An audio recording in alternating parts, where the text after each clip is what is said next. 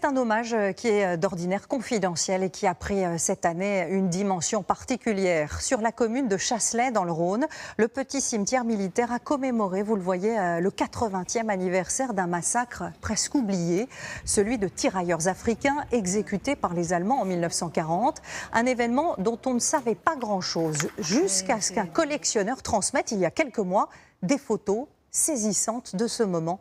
Marine Brossard, Bruno Chastanier, Gaël Charnet et Gaëtan Lecointe. Des albums photos de soldats datant de la Seconde Guerre, ce collectionneur en a feuilleté des dizaines. Mais dans sa dernière acquisition, il fait une découverte glaçante. Quand je suis tombé sur cette double page, je suis vraiment resté interloqué, choqué. Une série de photos capturées à quelques secondes d'intervalle. Des officiers allemands pris sur le vif. Ils escortent une quarantaine de soldats français, des tirailleurs africains. Les chars mitraillent. Le cliché suivant, des corps inertes.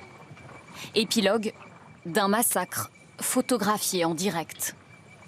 Vraiment, je ne vous cache pas que je suis resté scotché et j'en ai fait des cauchemars la nuit suivante. Ces hommes savent-ils à ce moment précis qu'il ne leur reste que quelques secondes à vivre? Les visages sont tétanisés. Leurs yeux semblent chercher des réponses dans ceux de l'homme derrière l'objectif. Le photographe était certainement au courant de ce qui allait se passer. Et on voit bien, ils sont tous prépositionnés, ils se parlent, ils s'organisent. C'est ce qui en fait un crime de guerre. Les Allemands savaient et ont programmé cette exécution. Ces scènes, un homme les localise immédiatement. En fond, le mont Verdun qui permet clairement d'identifier le lieu comme étant le lieu du massacre. Cet historien travaille depuis 20 ans sur le parcours de ces tirailleurs africains. Leurs corps reposent ici. 188 tombes, l'un des plus importants massacres de soldats noirs commis pendant la guerre. Les exécutions étaient alors quasi systématiques. Pour beaucoup de militaires allemands, ils n'étaient pas des soldats, pas même des hommes.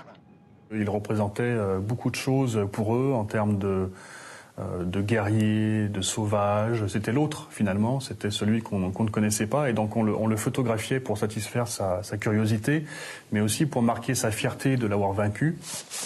Après la capitulation, ces crimes sont réduits à des péripéties de guerre et ne seront jamais jugés. Ce spécialiste a longtemps cru à la responsabilité des SS.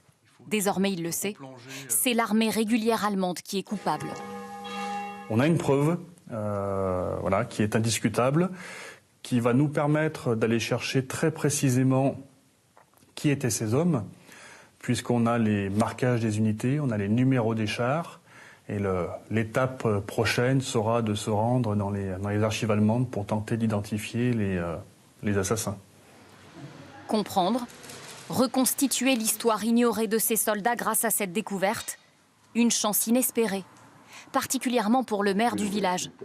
Dans son bureau, il conserve précieusement les objets retrouvés sur les corps des soldats. C'est un peu de leur âme. Là, quand on voyait des courriers de cette nature, on se rend compte qu'effectivement, les soldats ont été blessés et ils sont morts. Puisque ce sont certainement des taches de sang sur les courriers. La seule chose que nous pouvons leur accorder maintenant, c'est effectivement de respecter le don de leur vie pour défendre notre territoire. Et donc la liberté, l'égalité, la fraternité de notre pays, qu'ils ont fait leur, alors qu'ils venaient d'ailleurs. Et voilà pour cette histoire incroyable qui a quasiment été oubliée pendant 80 ans.